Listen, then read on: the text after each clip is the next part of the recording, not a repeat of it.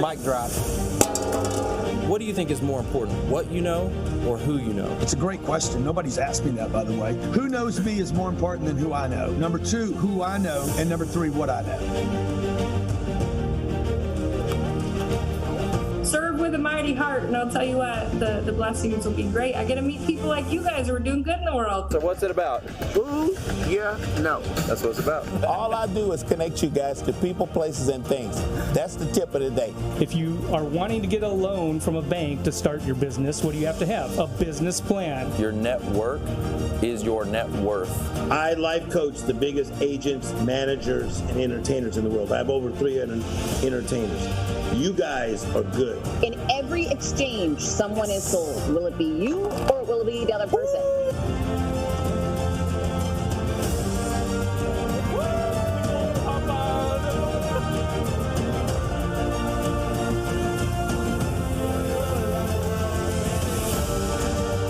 You know, a lot of people say I have to see it to believe it. If you have to see it to believe it, you're never going to see it. Never going to see it. How do you help a stranger that you don't know anything about them?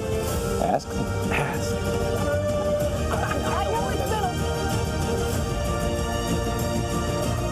Coaching isn't a sign of weakness, it's a path to greatness. Ooh, yeah. If you want to make $1 million, help 1 million people. If you want to make $1 billion, help 1 billion people. For any of you job seekers out there, take 100% personal responsibility to get the attention of what you ultimately want. It's up to you. Like 100% personal responsibility. Amen.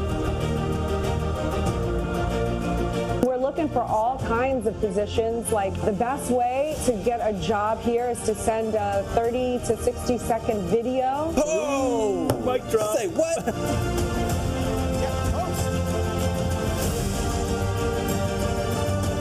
What's behind who you know? It was always a connection. It was always networking. It's not what you know, it's who you know.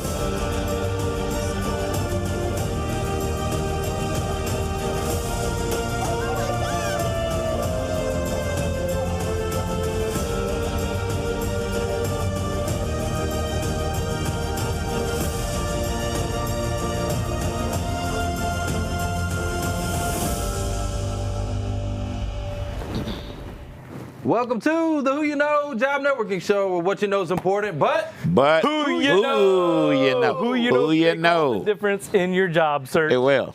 Oh man, I'm so excited. Today is our 4th year anniversary and our 300th episode. 300, y'all. 300. Welcome wow. to Sparta. Oh my goodness. It has been a journey, and I'm super excited because we have Lago with us today. Oh my goodness. I am so excited to be with y'all. Are you kidding me? Yeah. Awesome. Oh yeah. So guys, I'm going to tell you something right now. Get ready for some motivation, some education, some inspiration, because Lago, I promise you, she's got a few mic drops to deliver today. So the pressure's high. You know, I'm just gonna. No pressure. We're locked and loaded. We are locked and loaded. A lot of mics over there. Yeah. Drop some. So before we get to the mic drops and all the fun stuff, I thought we would take a trip down memory lane, and we're gonna have an amazing show. This is gonna be awesome. But before we do that, we always like to go to the audience. Yeah. Check in. Who do we got? Mark, who do you? Oh man, we got Flo Nicholas. Hey, Flo. I just talked to you the other day. Paul Haggerty. We got Meg Rose. We got Krista Kirshner, Cameron Toth. Nice. Yeah, Foster. I see. Oh, there's Krista. Yep. Hey, and Meg Rose, we've already said Meg Rose. Meg Rose twice. Jim Ballard, not Baller, Jim Ballard. He's a baller. And Cheryl Wood, he's a baller. He is a baller. Jim Ballard. We got Hope Megiddo, William McLaughlin, good to see you. Paul Haggerty says razzle dazzle. John Jensen, good to see you. He says hi, Amberly. Oh, hello. Hey. I read off a few of my friends' names, so I'm happy. Yeah. Oh yeah. Hey, we got a party in here. Yeah. Yeah, we're about to have a party. This is going to be a lot of fun. So we appreciate you guys being here. And guys, something that we have done since our very first episode is pray over our audience. It's something that is very important for us.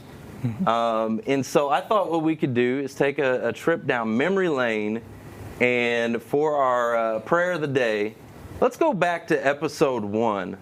So let's take a look right here. Oh, wow. 5 seconds. We're about to go. Hello, job seekers. My name is Trevor Houston. I'm here in the studio today with Mark Elder and the founder of Frisco Connect, your very own Foster Williams. Good afternoon, guys. Good afternoon. Hey, how's it going? Finally afternoon. Right. Also joining us today is our guest speaker, Jane Ryan with Jane Ryan and Associates, LLC. Jane, thanks for being with us today. Thanks for having me. Happy to be here. So it is our first show, January 31st. We're kicking this thing off, and this is going to be fun. Version number 1. Yeah. Yep. It's going to be educational. And a train wreck. Yeah. We're already off the rails. Yeah. This is going to be exciting. So, well, before we get started, I'd like to kind of kick things off and say a quick prayer over our listeners. So, is that okay with you guys? Absolutely. All right. Cool. Well, dear Lord, your word says where 2 or more gather in your name, you are here with us. So we come before you today and ask that you bless our listeners and let them feel encouraged that they're not alone. I know that the job search can be extremely stressful. It can be tough. It can be hard. But you have a specific purpose and calling for our lives. Lord, I pray that you use this show to create divine relationships and connections that can actually help people find their way. In Jesus' name I pray, amen. Amen.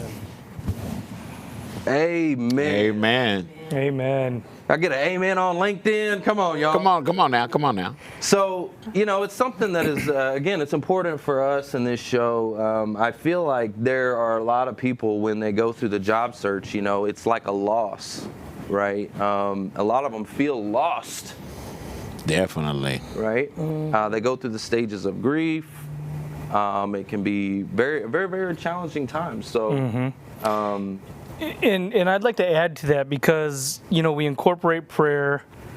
We're believers. We're faith-based in our context of this give back. But I want to encourage you guys to whatever faith you are, to not only pray about your specific situation, but praise. Yeah. Right? Because it's so often that we get into a situation where we need help, and that's the focus, and yet we often forget to praise for what we have. Well, and I think, Amberly, we'll be talking a little bit about that, about having gratitude and how that can definitely change your perspective and kind of get you back on course, right? Oh, yeah, and making it part of your daily thought, your ritual, in the good times and the bad, you know. So it's gets to be part of your daily ritual, and not just when the going gets tough, but it's a part of your daily life, and so it really does shift your perspective. Yeah, I think we had on an episode, we had Tim Story on, and he was talking about the miracle mentality. Isn't he awesome? Yeah. And he was talking about, the oh Lord, why me?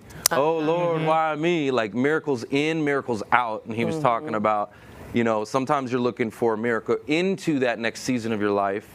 But a lot of times we're looking for a miracle out, like get me out of the situation that I'm in. And I think what helps me with that is I go to, and I know it can be hard when you're in the middle of the challenge, but I'm like, what am I learning from this? What is the lesson in this? And it gets you out of the victim mentality. It makes you, you can start feeling like a victim, and it will make you feel like the victor because you've got choices. We operate on faith already. Yeah. We operate on faith, but I've seen prayer. So I'm kind of hard-headed, y'all. So God shows me what I prayed for and say, didn't you ask for that? Well, look what you got. Look what you got. So I go like Pavlov's dog. I saw it. Yep. But and it also breaks the cycle, right? Because we get into this cycle of I'm in trouble, I need help. I'm in trouble, I need help, and that's the only time we go to the Lord or go to good point. To prayer or to praise. Well, speaking of praise, we got a lot to be grateful for, a lot to be thankful for. We've got a ton of job landings. So, Mark, who do we got? All right, let's get our money guns out. I'm going to rattle these off because, again, it's a lot. Congratulations to all of this week's landings in advance, so I can just run through these names because we got a bunch. We got Amanda Henning. We got Patrick Makarowicz. Yeah. We got Nick Brown. We got Meredith Richardson, Gretchen Kramer, Robin Summers, Michelle Vaselli, and Jamie Arell. And I added 2 others, Kevin DeMilt and Delvin Linson. Congratulations. Cash flow. All right, Delvin. Back to your cash flow. And we mentioned these names, yes, because not only is it an inspiration to you guys that a lot of people are landing, and your chances, your time is coming. So don't lose hope, but also reach out to those people, connect with them, find out. We've actually have them posted and tagged in the comments. So connect with them. Ask them how they got landed. Yeah. Ask them what worked for them, what didn't work for them, and maybe even more importantly, ask them if the company's still hiring. They just got hired. So ask them if they're looking for more people. Absolutely. All right, so we got some more memories. We're going to go down memory lane today. It's going to be a fun time. So let's talk about back in the day, before the COVID, and all that. We used to do a lot of live events, man. We used to really give back in the community and try to, the whole job networking, the network. So we used to get people together and stuff like that. So let's play real quick, if we can, Pink Slips at Tri-Tip. You remember that? Mm-hmm.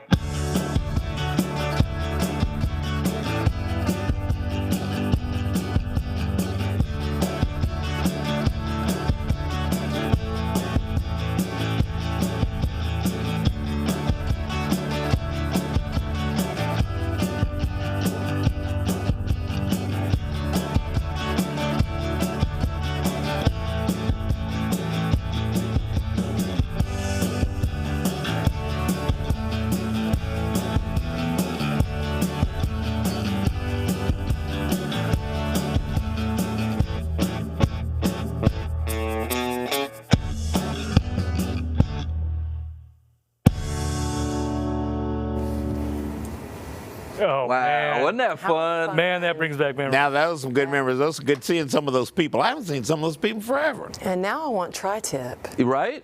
Oh, and that's a good place, you guys. Go check it out in Frisco. Yeah, well, what I really enjoyed about that was, getting everybody together, the networking, the connection. But, man, I tell you what, our very first event, you remember, we, filled the place out.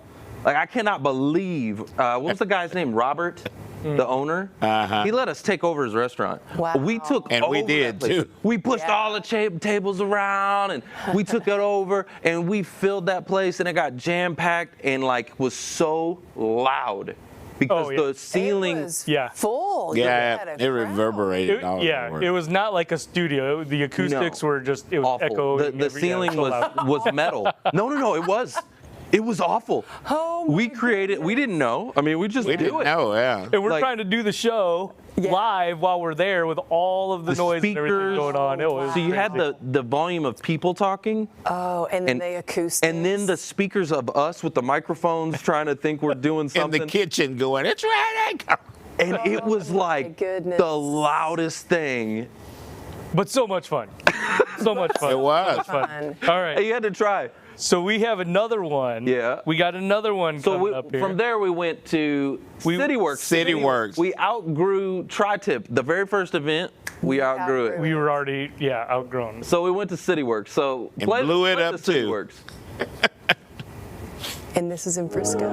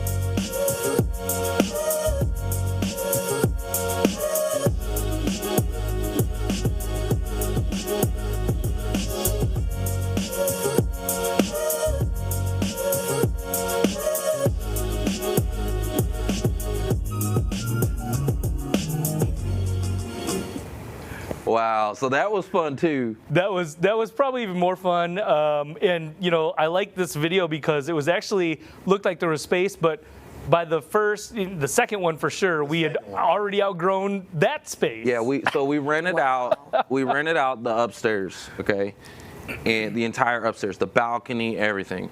And we filled this thing and we packed it full. And do you remember the one we did? I think it was the third one we did. It was in the summer. With the patio open, yeah. Oh my gosh! And so because it was it? I was gonna say, was it hot? Well, because it was so packed with so many people. Yeah. I wanted to get flow. Like I wanted people to, because what we did was we invited all these employers. So it was like a job fair. Okay. Wow. So we had all these employers there, and people needed to be able to walk around and go to each table. Mm-hmm. So I needed flow, and there were so many people, like there was a line out of the building, so we needed flow. So I was like, well, let's open that door up and this one up here, and the place could open up really nicely. Like the balcony, it could open up amazing. Yeah. But we let all that cold air out. All the cold air out, all the hot air. Plus you had 300 plus people giving off 600 BTUs a person. That's like 180,000 BTUs. Oh, you would get technical with it. So, I'm like, oh. So I got the B-roll footage of this, and when I was going through the B-roll footage, I couldn't watch it because I'm like, oh my gosh, people were melting. Were they like, sweating? Oh my gosh. Listening? Oh, yeah. Oh my gosh. Yep. So, but it was fun. It was so fun. It was so uncomfortable, but fun. Yeah. It was amazing. It was amazing. Like, that's the way we do things around here. We just do it and like, hey, you know what? That's the way. You got to try, right? You got to just go. Oh, yeah. Well, where did all these people come from? Right? Well, that's the third video. Well, hold on. Before we go to that, I want to say one thing I learned. What's a lesson we learned from that? These events don't belong at restaurants. Nope. Nope. No. And if you build it, they will. They will come. They absolutely will. To your point, we got them. These are people that we were training, and we would meet them at what now we call the Career Transition Summit, and we teach the job seekers hands-on how to get noticed in the job search, how to get out of the black hole, how to get the employer to quit ghosting them and actually have conversations with them. And so this is something we've been teaching for a long time, but back then we did it in person. We did it at the Cowboys. Pre-corona. Mm-hmm. Yeah. Like Paul Haggerty said, real people in the same room? Yeah. Yeah, right. So let's play the video of the Cowboys Club, what we used to do, what our old summit, what we used to do. Yeah.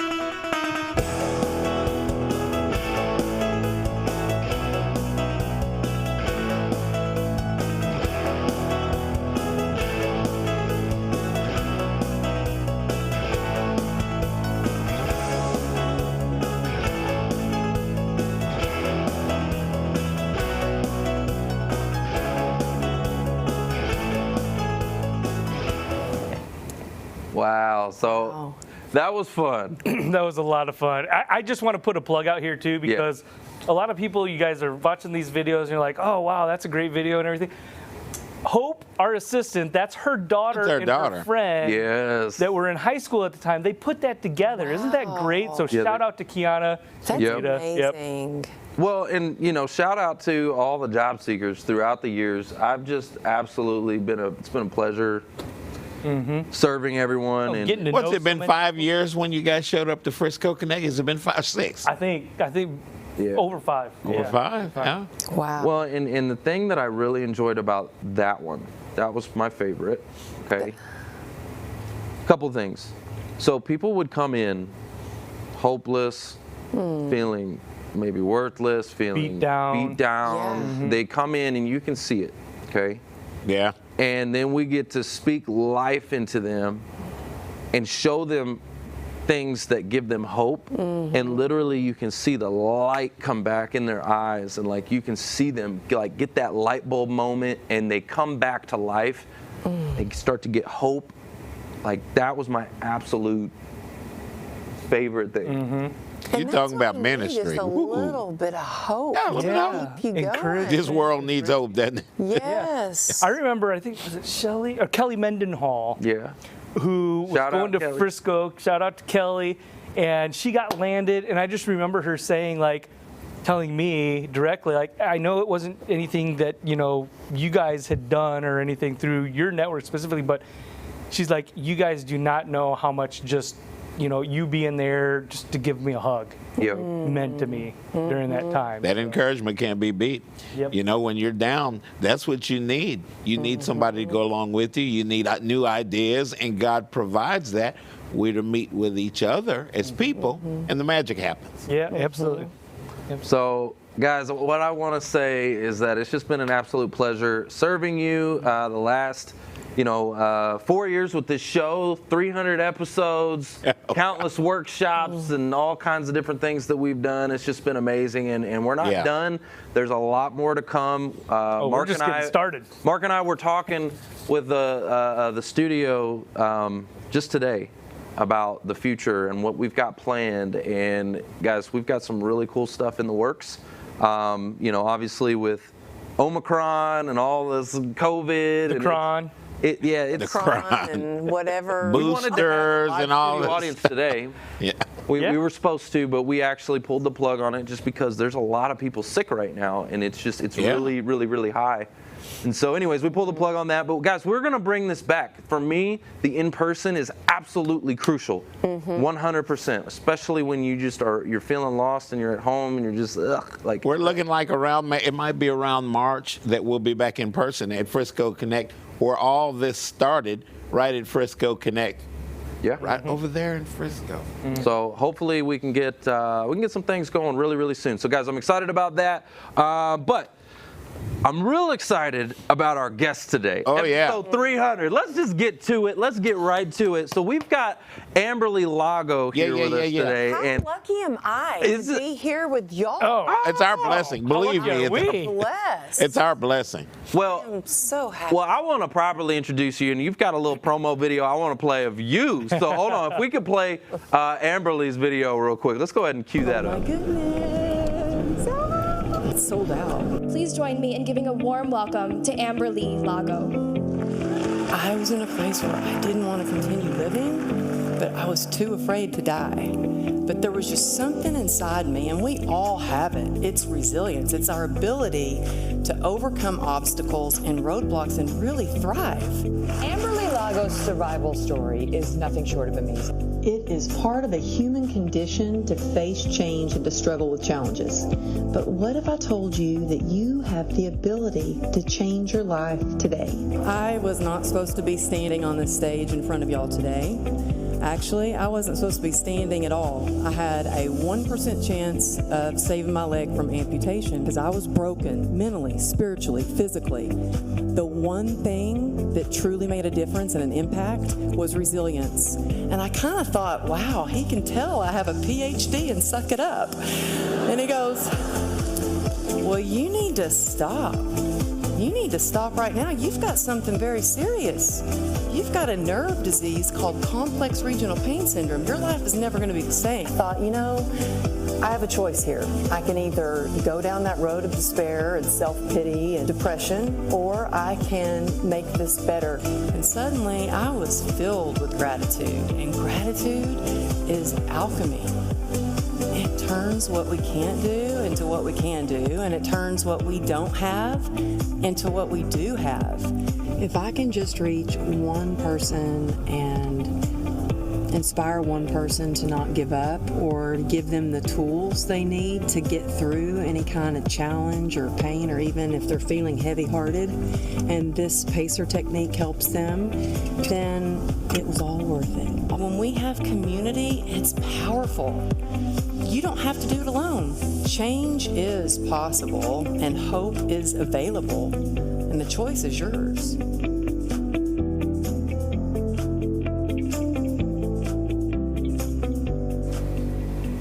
Welcome back to the Who You Know Job Networking Show, where what you know is important, but who you know. There it is. Who you know can make all the difference. And let me tell you who I know. So I know this lady named Amberly Lago. She's a leading expert in the field of resilience and transformation. She's the best-selling author of True Grit and Grace and empowers people around the world by sharing her story, how she turned a tragedy into triumph. So if I can get a warm who you know welcome for Amberly Lago. Yeah, and welcome back to Texas. Oh my goodness, I know. Well, I moved here just for y'all. Oh, man. It kind of was like that. Like it was like, well, yeah, we met, and I'm like, actually, I want to come to the studio. Yeah. In Dallas. Well, Dallas. It's just worked out perfectly. So I met you with Heather Monahan's book launch. Yes. And so you were talking about some of the things that you've had to overcome and stuff like that. And you started talking about the motorcycle accident. And I was like, I was in a motorcycle accident. I know. We just like clicked. Yep. Instantly clicked. Yeah. So let's go back, right? Actually, talk to us about what your life was like before the accident, like before all this stuff changed. Well, what was your life like? I felt like I had finally worked, hard, and I was in a place where I was like, oh, I'm living the California dream. Like, oh, all that hard work is paid off. I finally have a husband that, I'd been divorced twice. I used to be embarrassed about that, but I finally met the man of my dreams, 2 healthy kids. I had this very successful business with all these other trainers that worked with me, and a lot of them out there. Everything was good. I was doing fitness videos, sponsored by Nike, nationally recognized by, as a coach, and everything changed in the blink of an eye. Like that. Just like that. Yeah. Yep. Were you in California when you had the motorcycle accident? I was coming home from work. I just ran 11 miles in my best time, beat my workout partner for the first time ever, so I was like, Were you on the 405? You know what? I was on Ventura Boulevard. You were on Ventura? Okay. Cruising along, and when you ride a motorcycle, as you know, you are very aware of your surroundings. You're trying to make sure other people see you, and I saw this SUV, and I thought, okay, they see me, and apparently they didn't, or they were trying to beat me, and they shot it out of a parking lot, and so I got T-boned, and I was thrown about 30 feet and just sliding across the asphalt. Were you the rider, or were you on the back, or were you riding? No, it was my bike. You ride. Okay. Yeah. Well, first of all, I got to give you. Yeah. Okay. Mark and I, we both I have. don't ride on the back. Okay. Hey, My wife has her own motorcycle. Yeah. Now, what kind of bike did you have? Well, yeah, that's what's gonna. Well, hold on. Was it a Triumph? No, it was a Harley 1200 Sportster. Okay. All right. Sportster. Sportster. That was my first. That was my first bike when I Sportster. got my motorcycle license. Was a Sportster. Yep. Yeah. Well, I met my husband, and I went out with him because he was on a Texas chopper, and I was Look out now. Okay. Well, I guess I'll go out, and he looked good in a uniform, I have to say. But he's like, yeah, well, I ride a bike. And I'm like, I do too. He's like, you have a Class M1 license? And I'm like, yeah. He goes, let me see that license. And I'm like, yeah, I grew up, on dirt bikes, and this was actually my second motorcycle. And that was what we did for fun. Like, we would go out. He was a California Highway Patrol. He was head of the Chippies. chippies, and so I learned to ride like one of the chippies and how to split and how to leap. So he was really good. He's really good. Okay. And we were safe riders, but it doesn't matter what kind of a rider you are, because especially on Ventura. And it's getting worse and worse and worse too. Now it's even more dangerous now than with people texting and oh my gosh, everything that they do in the car now. Well, people aren't. Yeah, it's usually not the motorcycle rider. It's usually the other person. The other drivers. But I also, there's another thing that happens a lot too. It drives me crazy when I'm driving, and one of those crotch rockets will just go. Yeah. I'm like, oh my God. There's no way I would ever know you were there. Well, in California, it's in between cars. Oh yeah, they're just because you can do that in California. Like I'm thinking, there's no way. You can't do that in Texas. No. You're not supposed to do that. No. Can't drive through the traffic. Can't like drive that. in between cars. Nope. Oh, it's a good thing we told you. I know, it's a good thing you told me. I better not do that. No, I don't ride anymore. So you got hit. You got T-boned. I couldn't do that. Yep. Yeah, I was, and you know what? I swear, I had all my guardian angels were working overtime because everything, when I look at it, everything was just lined up perfectly for me to live. Because when I was hit, I, looked down at my leg and it was completely broken into pieces, and it was like I felt like my leggings were the only thing holding it together, and I didn't want to let go of my leg because I was really afraid it was going to fall off. Oh my God.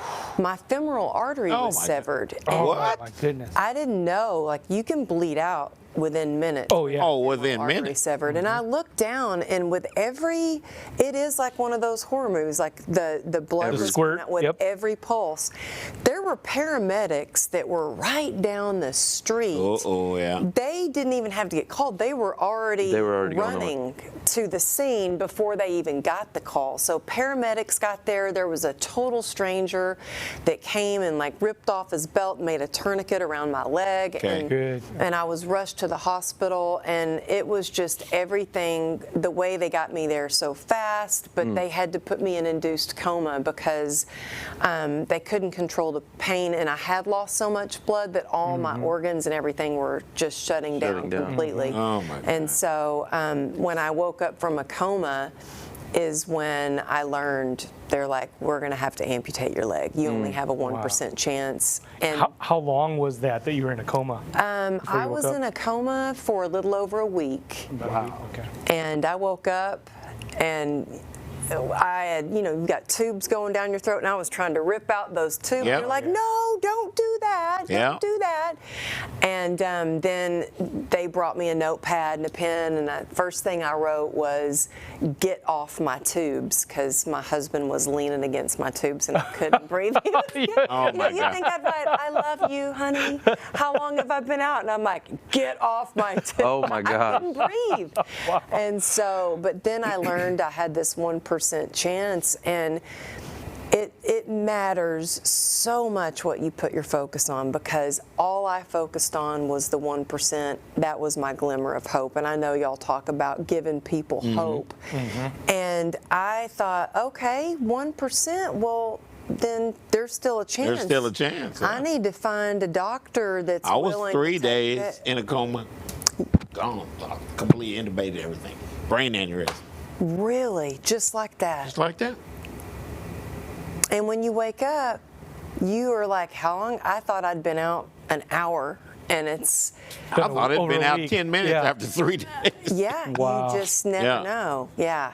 So you went through, like, agonizingly, to say this, but like 30 plus surgeries, right? Like 34 or something like that? Yeah. Now, had I known I was going to have 34 surgeries, I don't know, but I may have said, you know what, go ahead and take the leg.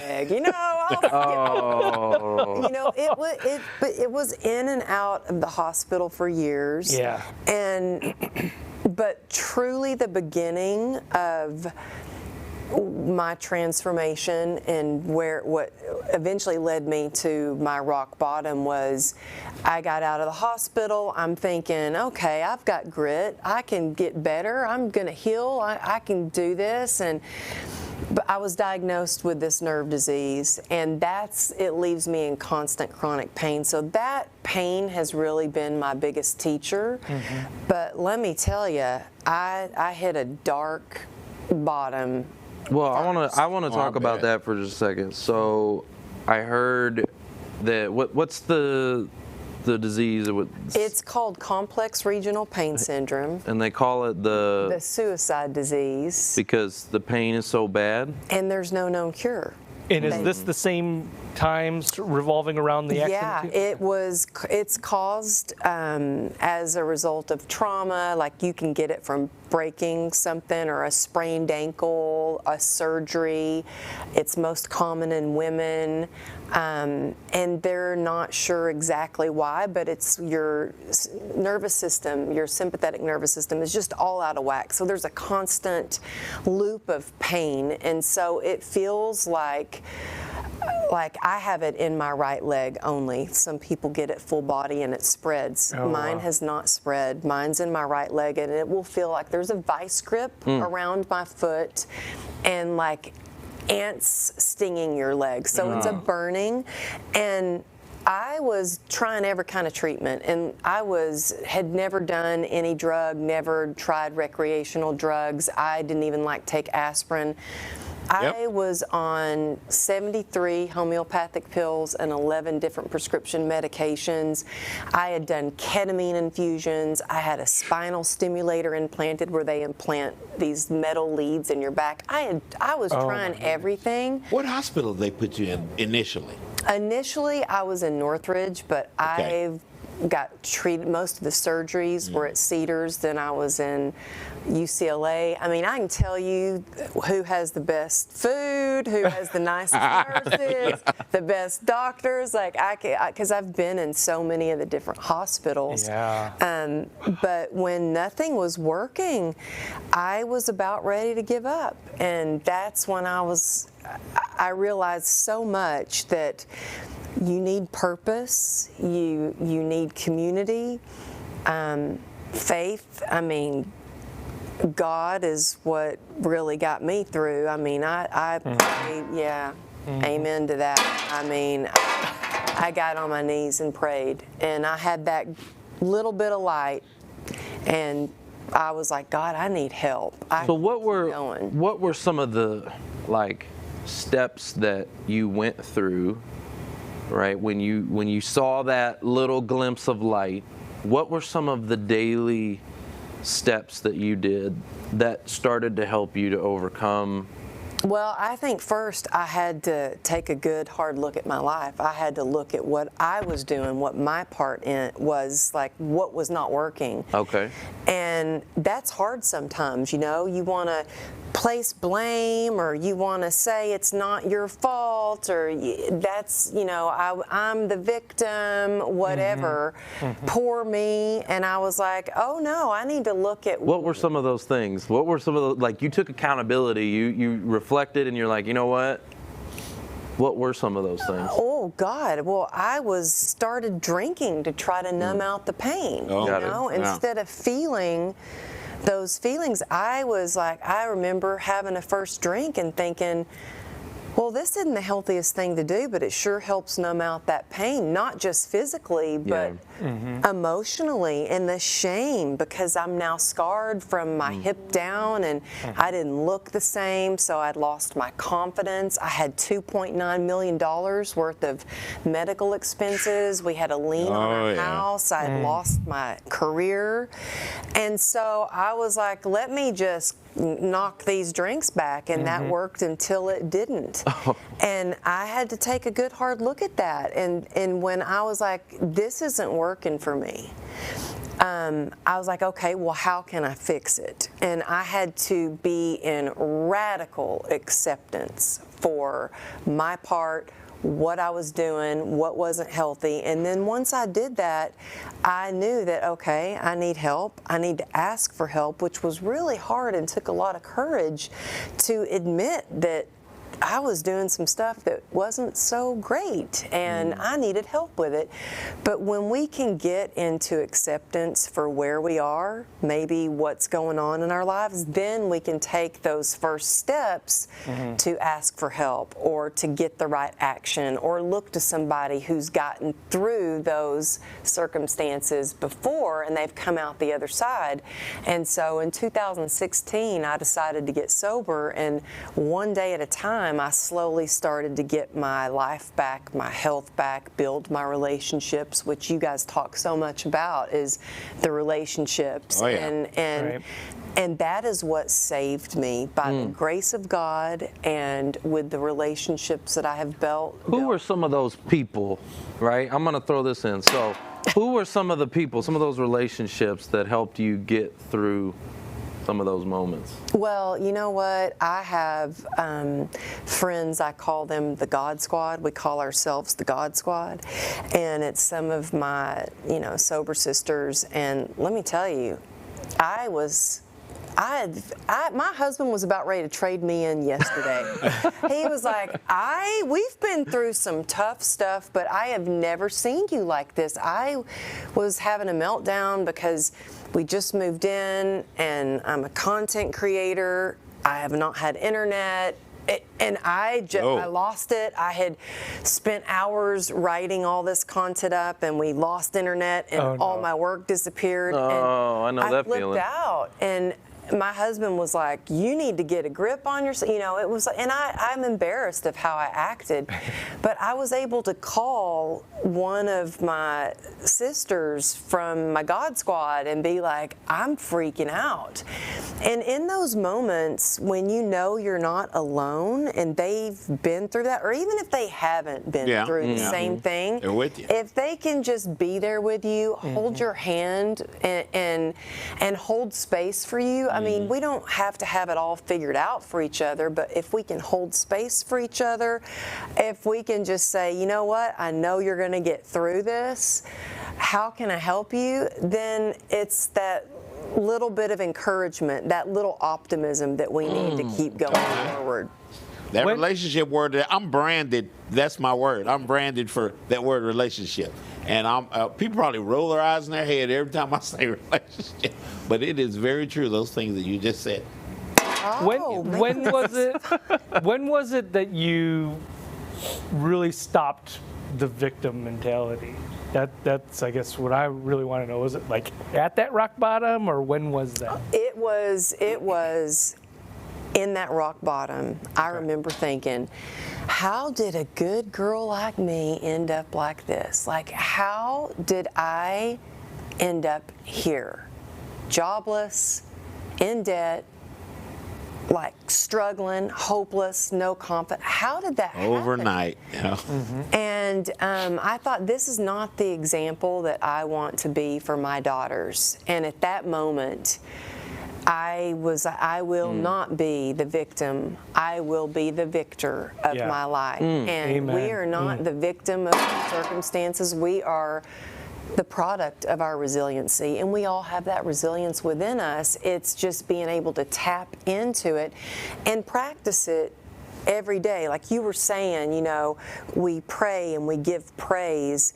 It's like going to the gym every day. We have to build up our stamina. We get stronger every day we go to the gym.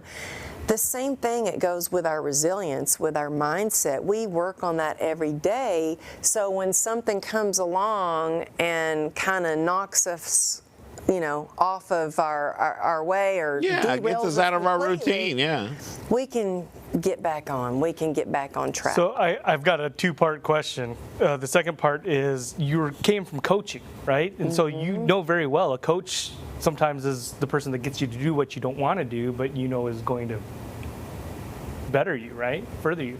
Who was that person for you? Like somebody that just was able to tell you as it was and say, hey, let's get moving. I would say the person that, for me, that was, and I'm a huge believer in coaches and mentors and masterminds and networking groups, and you know, I am a coach and I have a coach. I'm a sponsor and I have sponseed people. I think the person that was probably for me was my sponsor in recovery in my 12-step program, and I was so desperate to get better that if she would have said, go run down the street and do some jumping backs and hoot and holler and come back, I would be like, okay, whatever you tell me to do, because I want what you've got. I want to have joy, and I want to have freedom, and I want to have that resilience. And I think it's important to surround yourself with people, whether it's spirituality, or it's in business, or whether it's somebody you want to have, you know, fitness goals like them, to surround yourself with people who have done the things that you want to do, that you aspire to do, because it gives you hope that you can get there, but also you're going to trust, okay, they practice what they preach. I want what they've got. I want to do whatever it takes to get there. I trust them. I'm going to trust their guidance. And so, along with, you know, praying every day and getting on my knees every day, I would say my sponsor.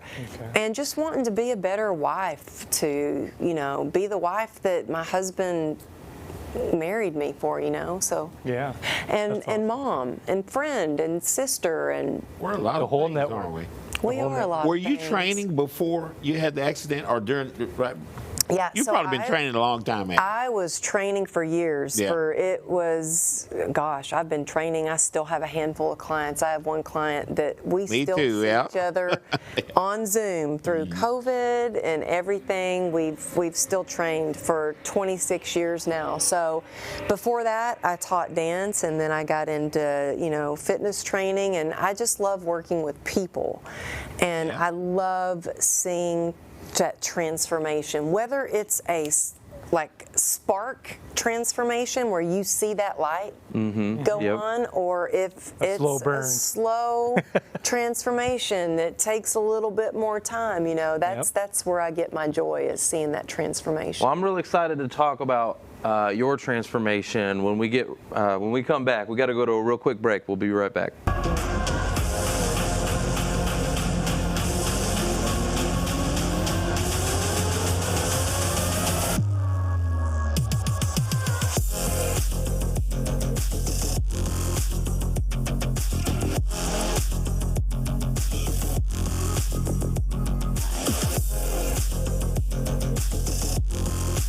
Hey guys, come work for the most innovative company in the world, 10X Incubator. We're launching 10,000, listen to me, 10,000 tech companies in 10 years.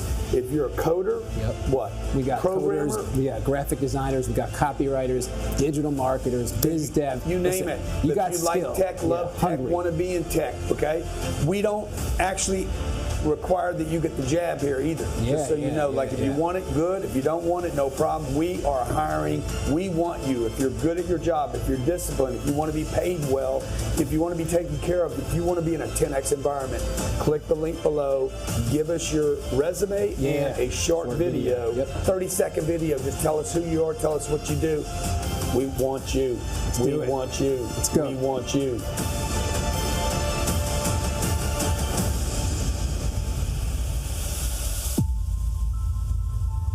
Hey, Trevor Houston here from the Who You Know Job Networking Show. And if you're currently out of work and maybe feeling a little past your prime and employers aren't necessarily knocking your door down to hire you, I want to tell you about a free training we have called the Career Transition Summit, where it's going to do 3 things. These 3 secret things are going to help you get back to your cash flow. So number 1, it's going to help you to rehumanize the experience of finding a job. It's been dehumanized. We need to put that human element back in. And number 2, we have this special formula that helps you to get noticed and stand out from your competition. And number 3, we have the formula and the systems to help you to get back to work by saying what you need to say in the interview process so you can close the deal and get your bank account full again. And the best news is it's absolutely free. So if that's you and you're feeling like you're a little past your prime, and we know you're not, and you really want to look as good on the outside as you are on the inside, click the link now to gain special access to this free training we have called the Career Transition Transition Summit. It's going to get you back to your cash flow. It's going to help you to get noticed and really get you feeling good about yourself. So click the link now to get started.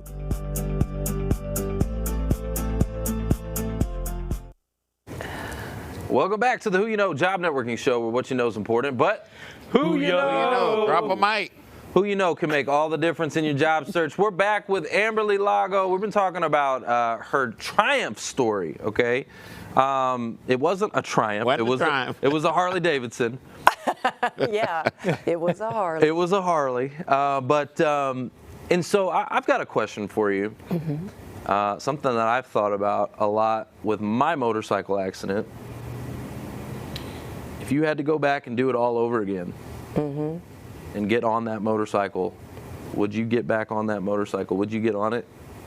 Yeah. You would? Yeah. I mean, I've had a lot of people say, oh, would you take it back? And I used to think, you know, woulda, coulda, shoulda, like if I would have waited one more minute. You know, that day I took the long way home because I wanted to feel the wind through my hair a little bit longer in the sun. And I just wanted to be on Ventura Boulevard a little bit longer. And I thought, gosh, what if I would have waited? What if I would have trained one more client? What if I wouldn't have taken that way home? Why did this happen? And that put me in that helpless feeling and that spiraling down. And so I always think, you know, I wouldn't take it back because it's led me to the people that I've connected with today. It led me right here with you and everybody that is watching today. And you know, you've been able to. I'm grateful for. Yeah, you've been able to make some massive impact by sharing your story and encouraging people and uplifting people and showing them that you can get through and that you can make it, you know, and it's like, yeah, I totally get what you're saying. And so talk to us about that. Since that journey, you got through, what are some of the things that you've been able to accomplish? Some of those high moments, some of those big impact moments. What are some of the things you've been speaking all over the world? I'm telling you, it never in a million years would anybody ever imagine, including myself, that I would be invited to speak all over the world, do a TED Talk, have a book that became a bestseller. Because one of the reasons, because y'all, I am so impressed with you and your your technology skills and everything. It is impressive, yeah. Because I didn't own a computer 5 years ago. I mean, my whole world was fitness. I did everything old school. Everything was by word of the mouth and, you know, word of mouth referral. And so when I decided to write a book, I bought a computer and typed it up and had to learn how. I didn't even know how to attach a picture to an email. It was bad. And so I share that because I want other people to know, anybody who's watching, that if you want to do something, if you really want to learn how to do that thing, that there's a way. And if you have enough passion and you know the reason why, you can figure it out. And you know, one of my biggest motivators is, well, number one is when I had a doctor tell me that I would never walk again and never wear shorts again. And then number two, when I had people laugh and say, you will never write a book, good luck with that. I was like, oh, I'm going to get a laptop. You're like, I'm going to do that. Challenge. And isn't it a bestseller? Wrong thing to tell a text. Oh, just a bestseller, that's all. Yeah, that's it. Yeah, and I share that because I devoted time every day to write, and along the way I had some self-doubts, and I would have those thoughts creep up like, who am I to write? Who is going to read my book? And I thought, just maybe there's one person that will read it and that it will help them get through a hard time. It will be their call to their resilience and their courage and their confidence. And you know what? Because I got invited to speak on the Today Show, and because of that, it became a bestseller in 3 categories. That led to speaking on stages, to Megyn Kelly, I think, right? Yeah, with Megyn Kelly, and then the Doctor's TV, and then Hallmark, and speaking with you. Yeah! Look at that, y'all. Hey, Oh my goodness. didn't I promise y'all a few mic drops? I promised y'all. So we gotta throw Mark in. Hold on, there's Mark's bobblehead. Throw Mark's bobblehead in there. Oh my God. Throw Mark right in the middle. And you know, we hear all the time. We hear God's got a plan for you. Come on now. But you know, the toughest things that we go through in life serve to teach us the best lessons. The brain aneurysm was the absolute best thing that ever happened to me. If you'd asked me that during that time, I'd have cussed you out. Yeah, I would say shattering my big toe was not the best thing that's ever happened to me. He got a nickname from this show. But I digress. So you were a coach, you've spoken to groups before, but now your story is totally different. And so you're up in front of thousands of people. You're now able to tell a new story. Was it natural? Did you have to work on that? Can you talk to us about that experience?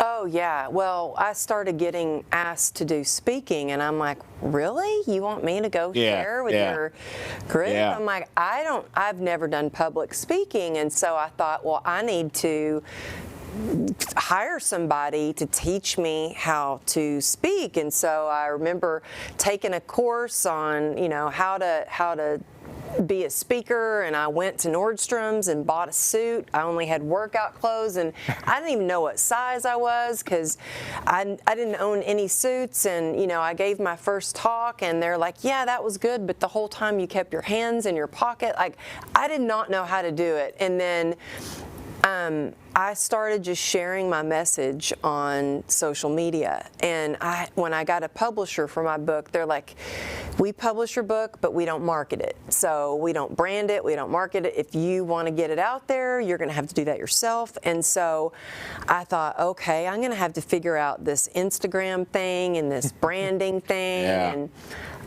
I just started sharing on social media, on Instagram every day, trying to just give value. And I knew in a year, my goal was to get to 10,000 followers on Instagram so I could do a swipe up, and buy my book, swipe up.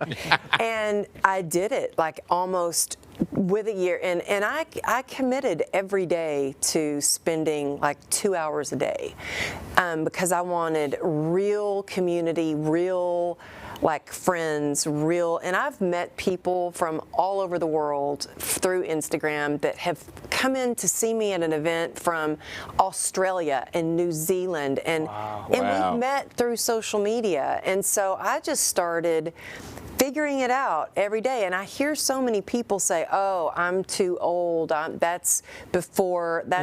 too old for that. And I'm like, I'll be 50 next month, and if I can figure it out, if you want it bad enough, you find a way. If you don't, you'll find an excuse. Ooh, wait. Say it Reload. Again. Reload, hold on. Reload. If you want it bad enough, you'll find a way. If you don't, you'll find an excuse. There it is, y'all. Guys, I'm telling you, I told you the mic drops were coming out. We had to reload. We had to get some more. So we only have a few more minutes here. So I wanted to make sure we definitely tell the audience where they can connect with you. Where's the best place they can connect with you? AmberlyLago.com. Okay.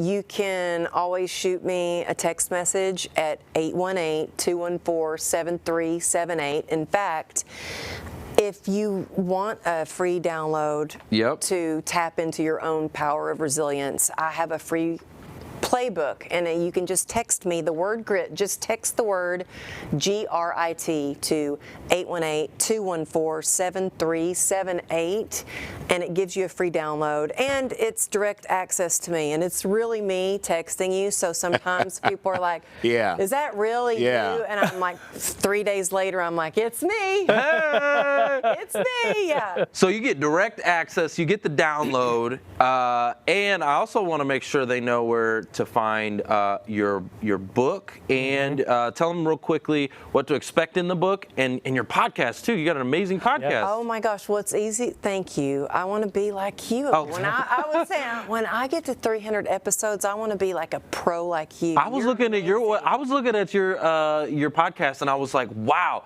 I love the way you had it structured, and every thumbnail was each one of your guests. Thank you. Instead of You're going to be on the show. I'm so excited. That's good. He's good. He has developed, man. Yeah. I'm out of cuss. Yeah. That's fun. That's all right. I'll throw. But I got tell some. Yeah. There. Oh, yeah, I love that. All right, what's your podcast? It's called True Grit and Grace. The Love book it. is called True Grit and Grace. My book is really, how to tap into your resilience. It's really your call to courage and going after your dreams, no matter what. And it's really, I wanted to give people hope that they can get through the most difficult challenges ever. And then my podcast is Rock Stars Like You. I really wanted a place where I could share stories of struggles to success, and where people open up their playbooks and they share their secrets of how they have attained so much happiness, success, and resilience. So. That's awesome. Well, I'm excited to come. I'll make sure to bring some mics with me so I can drop them. Yep. And your money back. Bring extra for you. We're going to need a few. So it'll be fun. I can't wait, and I'm just so grateful to have you here. And you're now like our neighbor. You're in Texas. Back home. This is in Frisco. Let's Back go. home. Yeah. Were you born here? I was born in Greenville. Oh. And so okay. my whole family is in this area, so I moved back to be close to family, and I'm hoping I'll see them a little bit more. Life gets a little lifey, and Yeah. So, but I'm really hoping to hang out with y'all. Oh, we're gonna be hanging out. Oh, for sure. Oh, you can hang out. Oh, It's on now. Okay, so one real quick thing. So I met you through Heather. Right, at Heather Monahan's book launch. She's amazing, right? Oh my gosh, I love Heather. And she was actually supposed to come in person for that book launch. Yeah, but COVID, the travel and all. So anyways, maybe one day we'll get her down here too, and we'll all go hang out and Heather, be a good time. if you are watching this, you can come stay with me, girl. I got a room for you. See that? Come There you on, go. Heather. That's how that happens. So this will be fun. But we'll definitely, we've got a lot of really cool things planned. In-person events, a lot of really cool stuff going on, and we want you involved. Sign me up. I'm like, I am. It here. develops as we go. My people. Mm-hmm. Oh, we got a whole new network for you, too. Oh my goodness. It develops as we go. We didn't know what we were doing. Cool stuff happens. Let's stick with that. All right, guys. Well, that's the show. It's all about who ya know.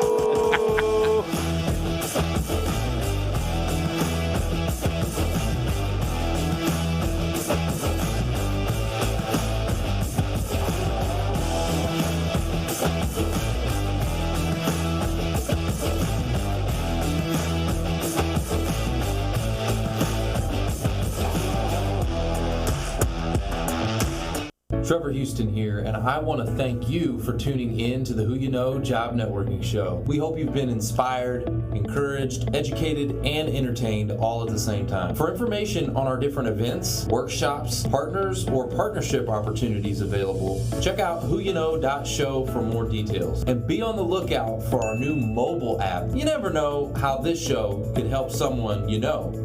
And if we've made an impact or put a smile on your face today, don't forget to hit that share button on your way out. Until next week, it's all about who you know. Bye!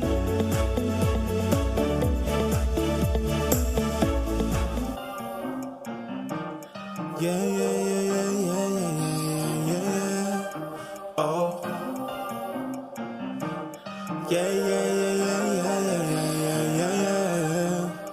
Faith without works is dead.